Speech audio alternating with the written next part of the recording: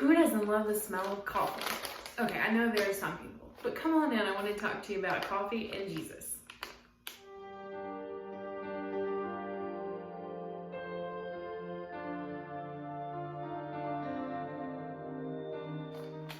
Welcome to this moment. I'm Jamie. It's so nice to see you today.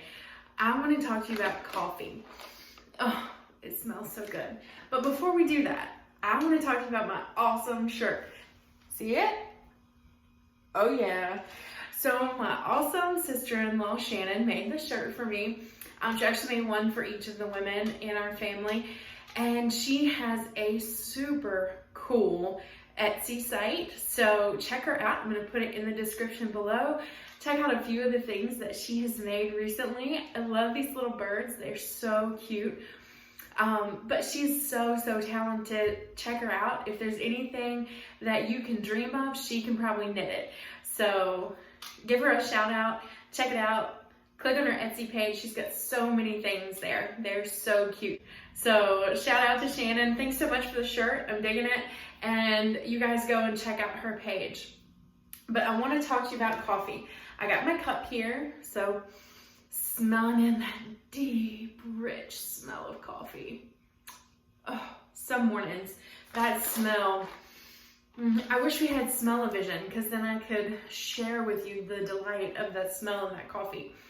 But coffee has gotten me thinking lately just about how coffee is made. I think it's really cool, just the whole process. I was an agriculture teacher, so the process of taking a raw commodity and turning it into a product that people use all the time is such a cool thing to me.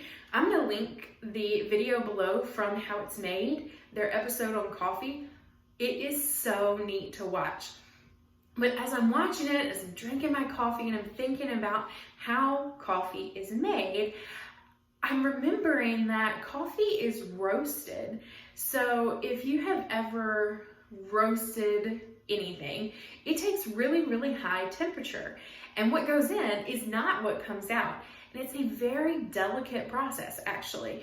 It's not like you just light things on fire and hope for the best. It's a very particular temperature. It's a certain amount of fire, and you're roasting it to bring out the very best in whatever it is that you're roasting, particularly coffee. So we're roasting the coffee because the beans, when they're dried beans, it's still got those aromas and flavors that are kind of locked in there. But once it's roasted, those flavors are brought to the top of the bean. And then when you grind them, you get to release all of those flavors. They're more readily available to be absorbed into the water and then for us to enjoy and drink. So I've been a coffee drinker for a long time, but I haven't been a great coffee drinker for a long time. I have enjoyed creamer for most of my coffee drinking experience, to be completely honest. I like the taste of creamer. I like French vanilla, and I like amaretto, and I like caramel and hazelnut and sweet. I like that sweet coffee. But I decided that I was gonna try just a little bit of sugar in my coffee the other day, mostly because I'm spending a lot of calories drinking something, and that seems like a waste to me. So I thought I would try cutting back on what I put in it. So I had been drinking just kind of like run-of-the-mill, whatever I could find kind of coffee. And my husband, this is my husband's coffee, and it's whole beans, and he grinds them, and it tastes so different. Because the quality of the bean is different, but also the roasting process is different. This roasting process is done more like how coffee would have originally been roasted, and what I was getting was done more mechanically and industrially.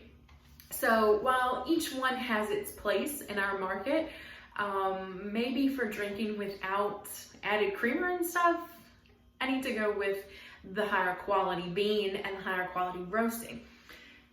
All of that said, thinking about roasting the coffee beans has me thinking about how sometimes we kind of get roasted in life. We get kind of lit on fire in some things because we go through some hard stuff in life, and we go through what feels like a furnace.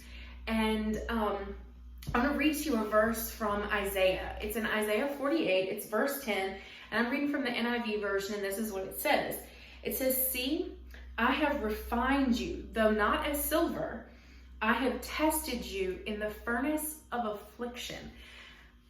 And that's God talking, and he is through the prophet Isaiah, and he's reminding us that when we go through hard times, when we go through afflictions, that God is allowing us to be refined. He is allowing us to have the bad stuff burned away. So the things in our life that distract us from God, the things in our life that pull us away from our mission and our purpose in his kingdom, those things kind of get burned away, and what's left is the very best of who we are for God.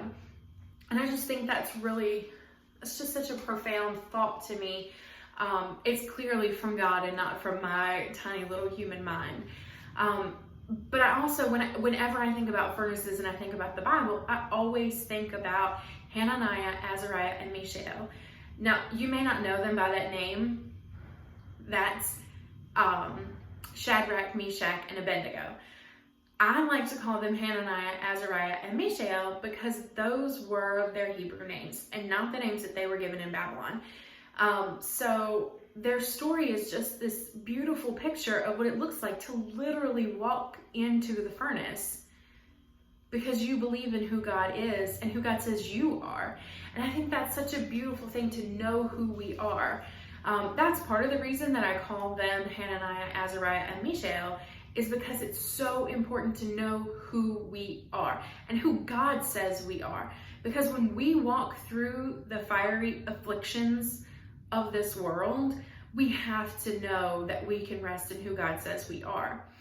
That's why I'm going to be starting a series called Who God Says I Am. And it's going to be based around a devotional I actually wrote for my sister several years ago about who God says that we as women are and what the Bible has to say about who we as women are.